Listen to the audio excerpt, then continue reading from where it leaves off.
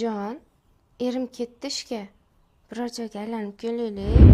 Dadasi, bilasiz yaqinda ukamni to'yi. O'shanga birorta yaxshiroq ko'ylak olib bering. Onasi, ozroq sabr qilgin. Bilasan, yangi ishga hali endi o'tdim. Uni ustiga uyimizda ijara puli ham kelgan. Ha, mayli, birorta eski ko'ylaklarimni kiyib turarman. Dadasi, bugun ishdan nechida qaytasiz? Nimaga tinchlikmi?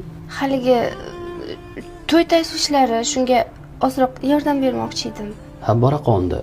Men sal kechroq qaytaman. Uyingdagilarga salom deb qo'ygin. Alo, Jon, erim ketdi ishga. Biror joyga aylanib kelaylik.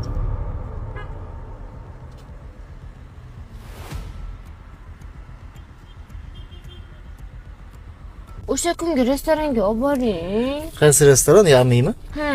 Bo'l, olib boraman.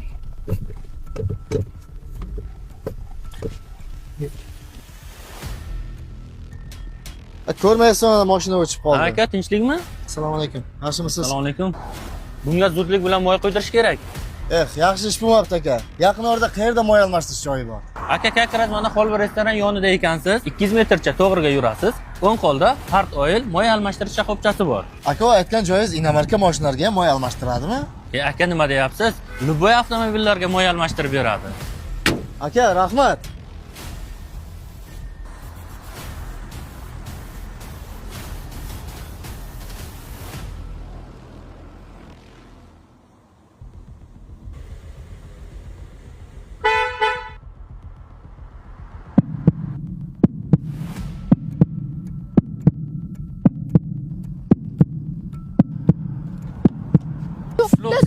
Push yoqqa.